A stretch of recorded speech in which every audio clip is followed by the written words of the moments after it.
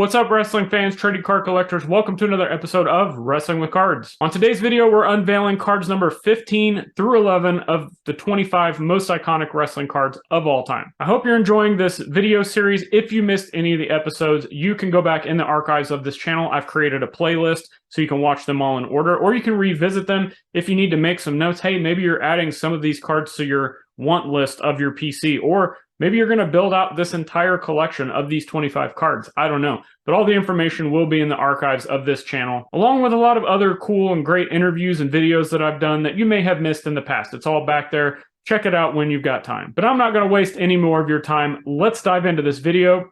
Kicking it off with card number 15. Card number 15, 1999, Topps WCW NWO Macho Man autograph. A legendary name in a legendary set. This card is not only popular among Macho Man collectors, but of set collectors. And that set being the 98-99 WCW autograph cards. People love these things. The popularity and the demand for these, it just never goes away. So a pretty straightforward card. Picture a Macho Man, good space for an autograph there. What are the drawbacks? The image on this card is from Macho Man's time in the Wolfpack, which I know a lot of people aren't a fan of Wolfpack Macho Man or Tomato Face Sting or Lex Luger Wolfpack. It just seemed like that time period when they started putting these other guys in the non-black and white NWO, it was a little weird. And while a lot of people don't like Wolfpack Macho Man, I know a lot of people that do like Be a Man Macho Man. Slim Jim in my new Rhapsody. Be a man, Hogan. You're a punk.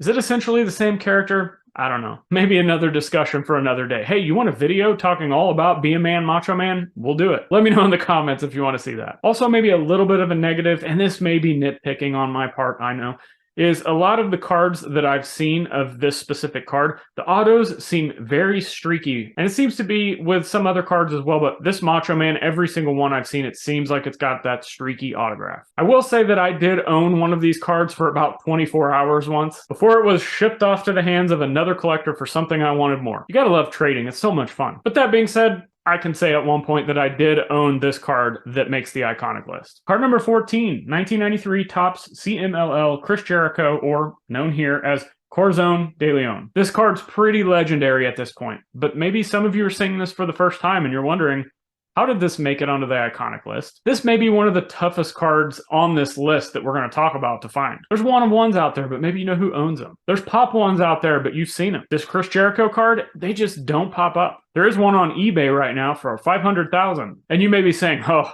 that's ridiculous. This card is never going to sell for what that Rock. Are you kidding me? The Rock and Chris Jericho of one-of-one versus a base card? But I will say at the time of recording, there was over 100 people watching this item. And going back to that Rock card, as we know, all it takes is one person to open the wallet. Not to mention, even the other cards within this set, I think there's a Vampiro card that a lot of people like. There's a Norman Smiley known as Black Magic in this set. Even those base common cards, they just don't pop up very often. And it makes me wonder what the print run of this, what the distribution was. A lot of this information we don't have a lot of, but hey, if you have more information on this set and you can enlighten us, leave a comment below with what you have to tell for this card set, or if you own any of these. But going back to this card, I think most people would agree that this is the Chris Jericho rookie card for the people that still care about rookie cards and that whole debate, because it is his first appearance that I know of, and it is a pack pullable card of a set. Chris Jericho's just become legendary at this point, reinventing himself, still working in AEW. So it's going to be interesting where this card fits in the pecking order down the road, say 10, 20 years.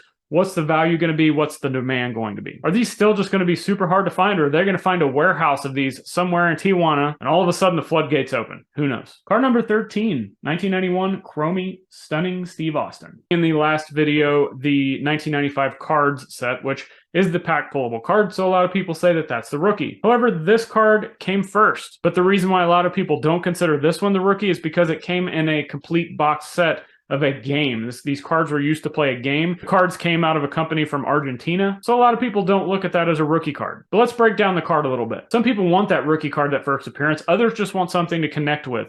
And this, in my opinion, is the best representation of the early Steve Austin days. When I look at this card, I don't think about his early WCW run. I'm thinking about his time in WCCW, World Class Championship Wrestling. Or I guess maybe USWA, that's when he came on, is when that whole World Class USWA kind of takeover feud, like whatever you want to call it, where the Jarretts basically took over the territory in Texas for a short time. But that's where Steve cut his teeth. That's where he got into the business. So from an image perspective, this is the most rookie of a rookie card you could possibly find, in my opinion. I love it, but I also love wrestling history. Now, on this card, I would not say that it's rare. You can go out and you can find any raw, complete set or a type of grade pretty much any time for a variety of price points. That being said, if you do want a high-grade copy or an autographed copy, those are going to cost you a premium. And as a side note in relation to this card, it's going to be interesting to see where the demand and where the money flows for Steve Austin cards. It kind of runs the gamut. You got the older stuff like what we're talking about today.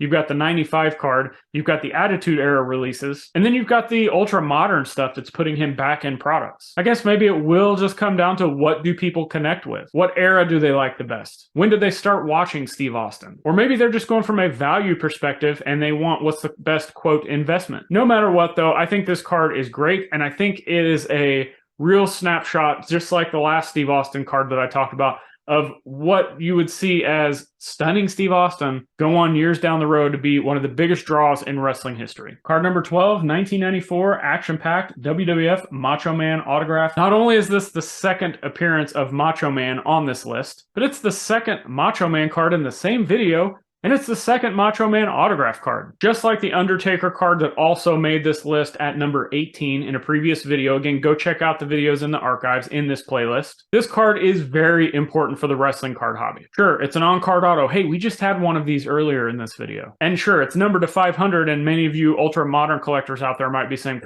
out of 100 or out of 299, that's not even rare. Let alone 500, I'm not interested in this. But I could almost guarantee you that there are not 500 copies of this floating around out there. And again, when you look back, the early 2000s and the 90s, the numbered cards, the autograph cards, where are they at? Are they still in boxes? Did they get thrown away because at the time they were just looked at as junk? It just seems like that stuff doesn't pop up as much as the print run suggests, or the availability that you would think. Let me know in the comments what you think of that. But back to this card, it's important because it's one of the first serial numbered, pack pullable autograph cards ever produced for wrestling. I did a whole video looking at this card, and you can check that out in the archives of this channel, breaking down the ins and outs of it. This card features a great image of what I like to call Slim Jim Macho Man. I don't know if it's the colors of the era or what, or the streamers, I don't know. But every time I look at this image, I just think of Snap It to a Slim Jim commercials. The red and yellow and that color combination, I don't know, maybe it's just me. Again, what do you think? Let me know in the comments. But this is a great card that almost every Macho Man collector has or wants at this point. In my opinion, it's one of his best available cards. And clearly, it's iconic enough to make it at number 12 on this list. Our number 11, 1988 NWA Wonderama Sting. The second appearance of Sting on this iconic card list. So with this,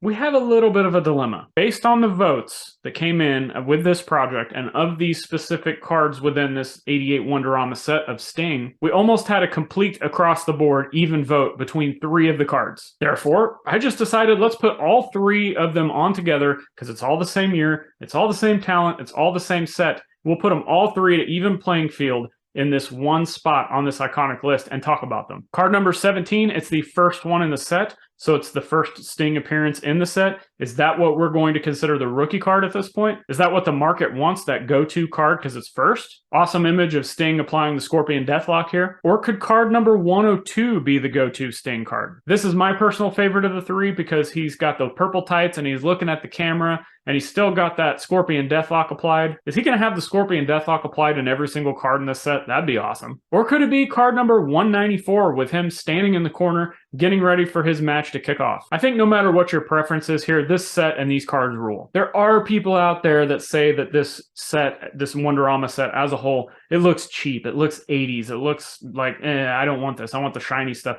These look like they were taken off Polaroids, which when you mention Polaroids, yeah, it kind of does look like Polaroid pictures that were maybe just taken and put into card form. And I think that's awesome. I think it really is kind of a time capsule or a snapshot in 80s wrestling, which, again, wrestling history, you know how big of a proponent I am for that.